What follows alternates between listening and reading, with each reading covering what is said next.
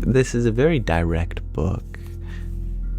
It is a transcription of a conversation between Ramana Maharshi, a great Indian sage, and some questioners who gathered around him. Yesterday we began it and we discussed the following questions. Who am I? If I am none of these, then who am I? What is the nature of awareness? When will the realization of the self be gained? Will there not be the realization of the self even while the world is there, taken as real? Why? When will the world, which is the object seen, be removed? What is the nature of the mind? What is the path of inquiry for understanding the nature of the mind? And how will the mind become quiescent? What is the means for constantly holding on to the thought, who am I? And now the questioner asks another question. Are there no other means for making the mind quiescent? Other than self-inquiry, there are no adequate means. If, through other means, it is sought to control the mind will appear to be controlled, but will again go forth. Through the control of breath also, the mind will become quiescent, but it will only be quiescent only so long as the breath remains controlled, and when the breath resumes, the mind will also again start moving and will wander as impelled by residual impressions. The source is the same for both mind and breath. Thought, indeed, is the nature of the mind. The thought, I, is the first thought of the mind, and that is egoity. It is from that whence egoity originates that breath also originates.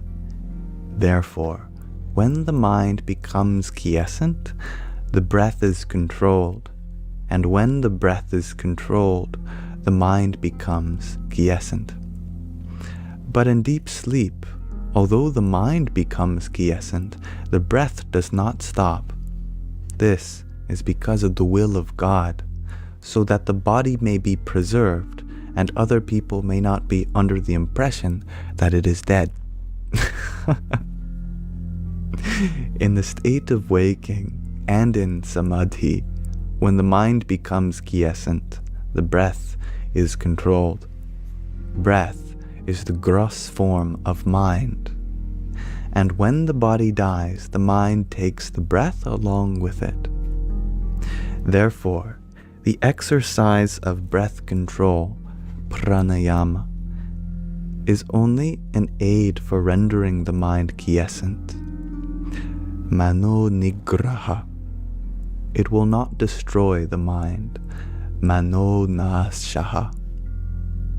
Like the practice of breath control, meditation on the forms of God, repetition of mantras, restriction on food, etc., are all but aids for rendering the mind quiescent. Through meditation on the forms of God and through repetition of mantras, the mind becomes one-pointed.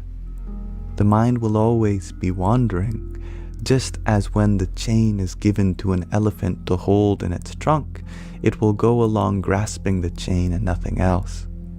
So also when the mind is occupied with a name or form, it will grasp that alone. When the mind expands in the form of countless thoughts, each thought becomes weak. But as thoughts get resolved, the mind becomes one-pointed and strong. For such a mind, self-inquiry will become easy. Of all the restrictive rules, that relating to the taking of Sattvic food in moderate quantities is best. These are foods that don't make the mind feel fatigued nor increase its activities, like most fruits, nuts, and vegetables, oils, and some milk products.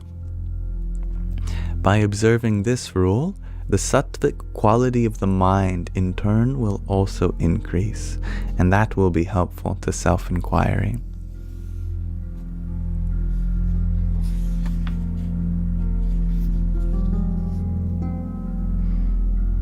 The questioner asks, the residual impressions, thoughts, of objects appear unending like the waves of an ocean. When will all of them be removed? As the meditation on the self rises higher and higher, the thoughts will get destroyed. Questioner asks, is it possible for the residual impressions of objects that come from the beginningless time, as it were, to be resolved, and for one to remain as the pure self? Without yielding to the doubt, is it possible or not, one should persistently hold on to the meditation on the self. Even if one be a great sinner, one should not worry and weep, "Oh, I am a sinner, how can I be saved?" One should completely renounce the thought, "I am a sinner," and concentrate keenly on meditation on the self. Then one would surely succeed. There are not two minds, one good and the other evil. The mind is only one. It is the residual impressions that are of two kinds, auspicious and inauspicious. When the mind is under the influence of auspicious impressions, it is called good, and when it is under the influence of inauspicious impressions, it is regarded as evil. The mind should not be allowed to wander toward worldly objects and what concerns other people. However bad other people may be, one should bear no hatred for them.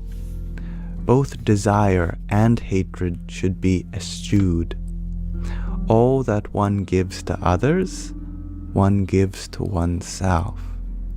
If this truth is understood, who will not give to others? When oneself arises, all arises. When oneself becomes quiescent, all becomes quiescent. To the extent we behave with humility, to that extent there will result good. If the mind is rendered quiescent, one may live anywhere. Here we are discussing the nature of self-inquiry, asking the question, who am I? The questioner asked, how long should inquiry be practiced? Ramana Maharshi responds, as long as there are impressions of objects in the mind, so long the inquiry, who am I, is required. As thoughts arise, they should be destroyed then and there in the very place of their origin, through inquiry.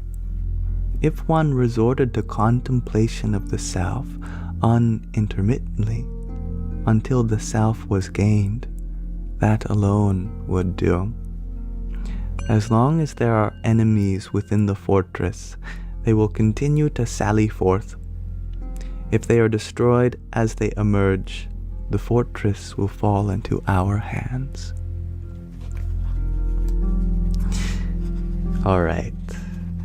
Tomorrow, we will begin with the question, what is the nature of the self?